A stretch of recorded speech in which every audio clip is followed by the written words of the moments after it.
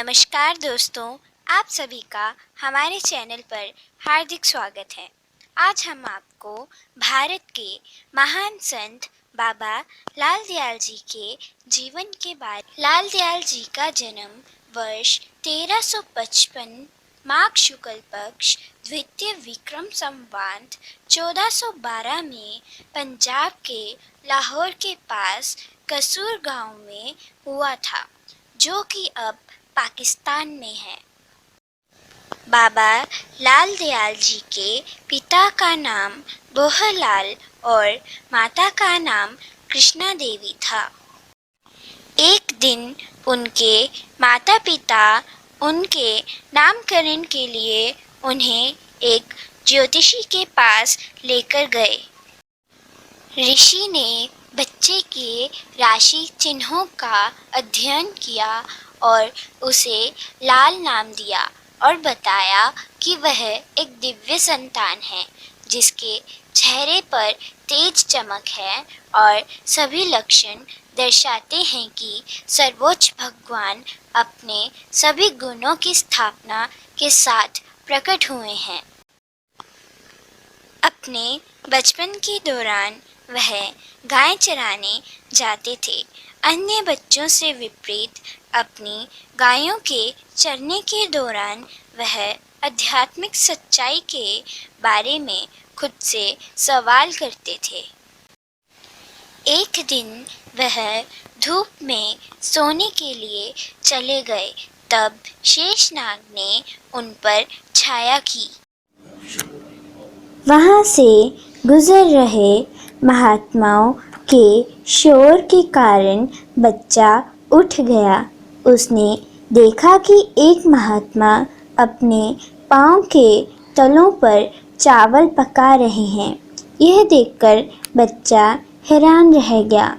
महात्मा ने उनमें से 3 चावलों के दाने बालक को दे दिए।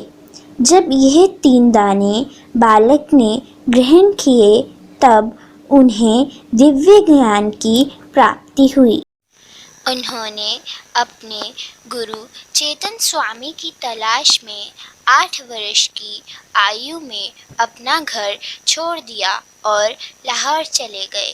लाहौर से वह बहरा, गुजरावाला, सियालकोट, रियास, राजौरी, कश्मीर, मानसरोवर, कैलाश पर्वत चले गए। इसके बाद वह बद्रीनाथ और केदारनाथ की ओर चले गए। बालक लाल के अनुरोध पर गुरु चेतन स्वामी ने उन्हें अपने शिष्य के रूप में स्वीकार किया। एक दिन गुरु चेतन स्वामी ने उनकी परीक्षा लेने के लिए उनसे गोपी चंदन लाने को कहा, जो 250 मील की दूरी पर था। यह कार्य उन्होंने 1 घंटे से कम समय में पूरा किया और अपनी परीक्षा में सफलता हासिल की।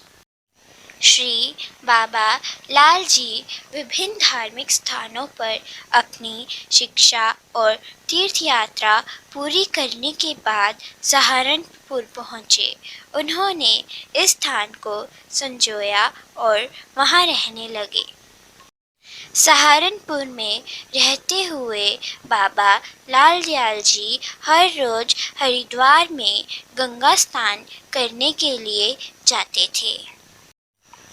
उनकी दृढ़ भक्ति से मजबूर होकर गंगा जी ने उनके सपने में दर्शन दिए। वह यह बताते हुए प्रसन्न हुई, कई वर्षों से आप नियमित रूप से गंगा नदी के पवित्र जल में स्नान करते हैं, लेकिन अब आपको यात्रा करने की कोई आवश्यकता नहीं होगी। उसने उससे अपना कमंडल एक लकड़ी के बर्तन में हरिद्वार में छोड़ने की सलाह दी। श्री बाबा लाल जी ने अपने कमंडल को हरिद्वार में गंगा नदी के तट पर छोड़ने का निर्देश का पालन किया। अगले दिन गंगा जी ने अपना कमंडल लौटा दिया और उन्हें पूर्व दिशा में पानी छोड़ने को कहा। पानी के गिरने से गंगा जी ने सहारनपुर में एक धारा के रूप में खुद को प्रकट किया। आज यह पवित्र धारा है और पोंडोई गंगा के नाम से प्रसिद्ध है। वह 100 साल तक सहारनपुर में रहे और दुनिया के कल्याण के लिए घोर तपस्या की।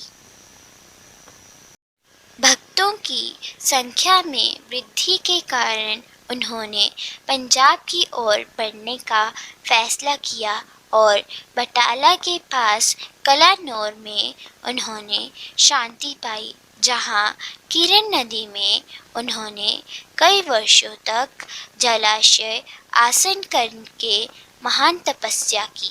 बाबा लाल दयाल जी की त्वचा ढीली और खराब हो गई।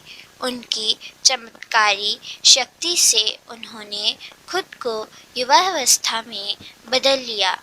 इस अकाल्पनिक दृश्य को साक्षी दादू के शिष्य ध्यानदास ने देखा था।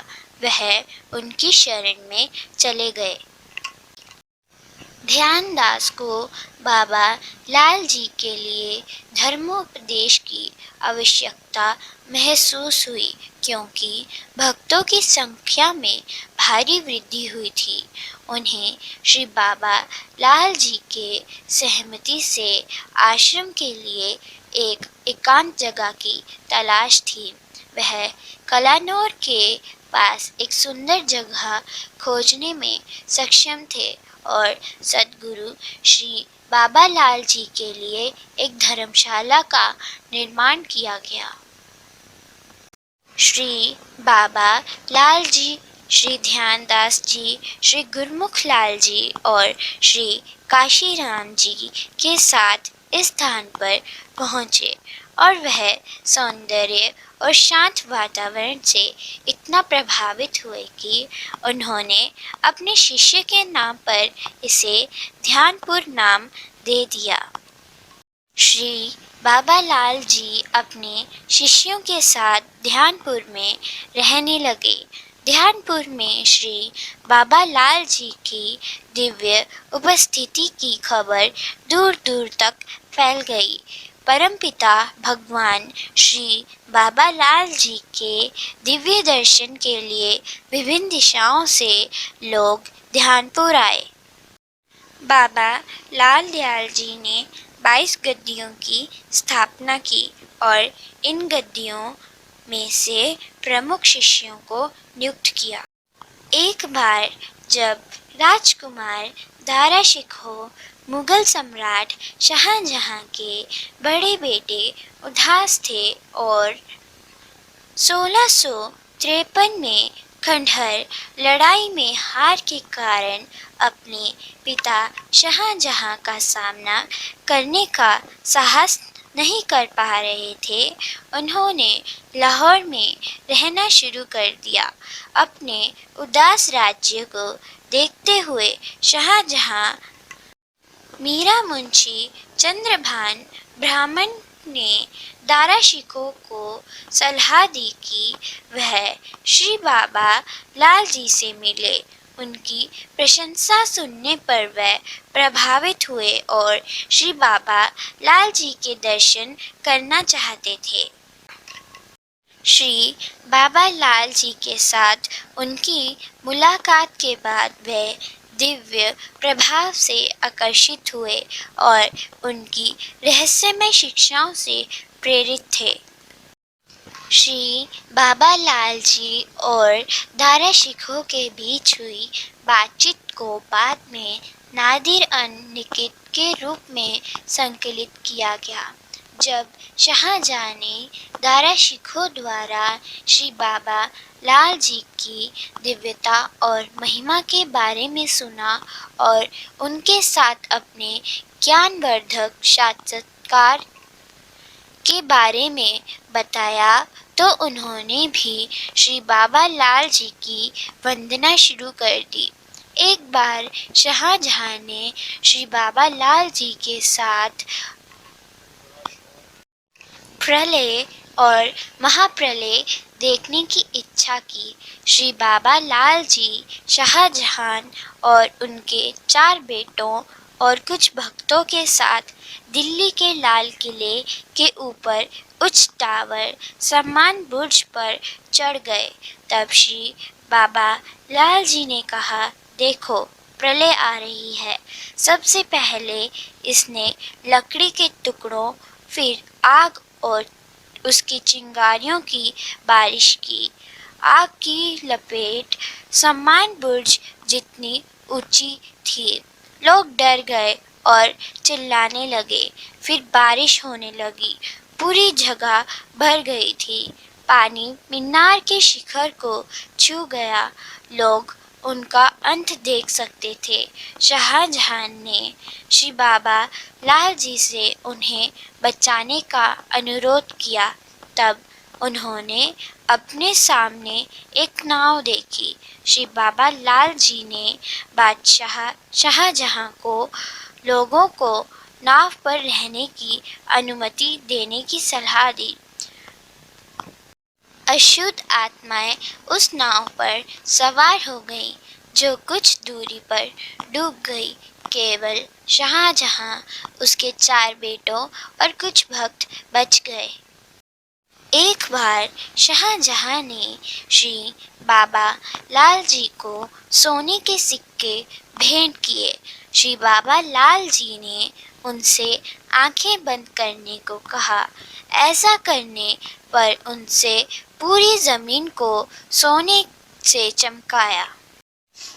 एक बार शाहजहां यह जानने के लिए जिज्ञासु था कि उसका बेटा दिल्ली के सिंहासन का अगला वारिस कौन सा होगा।